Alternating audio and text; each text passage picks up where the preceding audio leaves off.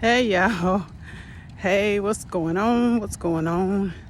As you can see, it's kind of dark and gloomy, and you see all of these clouds and stuff. It's been raining all day. Oh, happy Memorial Day, land of the free, because of the brave. Salute to all the military. Salute to all of those who gave the ultimate sacrifice, made the ultimate sacrifice for our freedoms here in America. America is still the greatest country on earth. God bless America. America, bless God. Turn back to Him and bless God. But anyway, that's not why I came on here, but I just thought I'd say that. I was walking, as usual, going to the store, walked to the store, walking home. I procrastinated because getting out the bed was hard. Anytime I get an off day and I don't do nothing, but I know that even though I don't want to do anything, and what I do is sort of limited. I sort of risk my body at times, but I walk every day, or I try to walk every day. I may not walk as hard on holidays, but I try to get movement in every single day. So after procrastinating for about 4 hours, I got up and did what I need to do, and I say I feel better. I feel better. I'm glad I got up. Oh, and y'all, these are ugly glasses. I'm getting ready to get rid of these ugly glasses. I'm getting some brand new glasses. I'm gonna let my hair down and look like a decent YouTuber, whatever that is.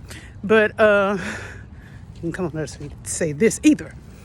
But anyway, I was walking back from the store and I was just thinking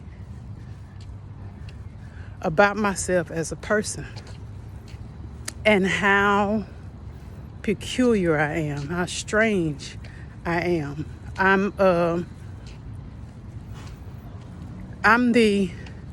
There's everybody else. There's a group of people and they all pretty much are, cool and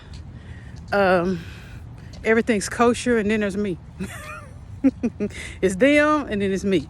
And it's been that way my whole life. I've just been peculiar, just sort of set apart. People say I'm like crazy and all that sort of stuff, and it used to offend me, but I realized that I'm just different. Different is special. Different is necessary. Different is powerful. People are working to make themselves look different for clout and shock value and all of that stuff, but I was born different. I came here differently than most people I know, just weird. I was thinking about how I was born and the way I was born overseas. I mean, my dad's military, U.S. Air Force, and I was born in England. And the day I was born, I wasn't expected to. My mom was late. I was supposed to be born like August, something like that, or September, late September or early September or whatever. But I was over a month late, almost a month late. And so the day I was born, I was not expected. They were at the point where they were talking about inducing her labor because she was not even in labor at all. But that morning, she started going into labor. And by that afternoon, about 2:30ish, something like that, she was in full labor. Well, my dad was already on base at that time at work, and they only had one car. And they lived in a little flat off the base. And it was about maybe from their flat to the base was about 30, 45 minutes. And well, the hospital was on base as well. So she was calling my dad, and my dad was like, I'm not gonna be able to get there. We're in the middle of some training and I can't leave as much as I would like to. And he said, well, call a taxi, because there was not a 911 or ambulance service or any of that stuff in the 60s. So she called an ambulance. She called she called the taxi, and the taxi came and got her. Halfway there, she was in a lot of pain. There was no anesthesia. So she had me with nothing. Trying to wait till I pass by these people. Bro, y'all snap too. Hey, she's so cute. Cute kids. But anyway, going back to what I was saying. She was in, full labor. I mean, it was past the point where she probably couldn't have had anesthesia anyway. She just had to go on ahead and let nature take its course and have me. And she was sitting, by this time she was almost laying in the back of the taxi cab because she was in that much pain. And some said, look down. And she looked down and she said, when she looked down, hello, I was looking at her. About this much of my head was out. And I'm like this. She's like, So she told the guy in the taxi cab, she was like, how close are we to the hospital? And he was like, we're 5 minutes away. And so basically she was saying she was just praying, try not to move, try not to breathe, sneeze, or any of that stuff, because would have been all of me in the seat of the taxi cab looking. So, I mean, the whole aspect of my birth was weird. Funny now that I think about it, but weird. And it just made me really think about, as a person, about these people sure are acting strange today. But anyway, it just really made me think as a person of my peculiar nature. Something I thought my whole life, I wanted to be the go along to get along person. I wanted to be the person that fit in wherever she went, because I felt like that was what you were supposed to do, because everybody else was striving to do that. So I thought that's what I needed to do. I thought, okay, well, I'll just do that. But it was not, that's not what God had in mind. I mean, he did not want that for me.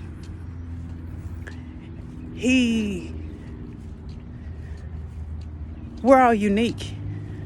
There are things that we share in common with most people, but there are things about us that are always, all of us, that are peculiar, weird, strange, but they make us who we are.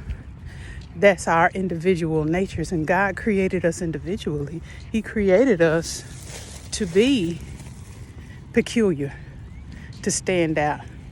The word says, and you'll be holy, set apart, not sanctimonious in the way that we think of holy, like no sin have I done and I float on the clouds, I float when I walk. No, holy, set apart, peculiar, strange, odd to the world. You'll be holy to me, for I, the Lord, am holy, set apart, peculiar, strange to the world. I am all of those things. I, the Lord, am holy, and I've separated you from peoples that you should be mine. So if you don't go along to get along, you're strange, you're weird, but you belong to God. That's not anything you should ever feel bad about. Who you are is who God made you, and you should always be who you are. You're better at being who you are than trying to be anybody else. You're better at being who you are than trying to be just like everybody else.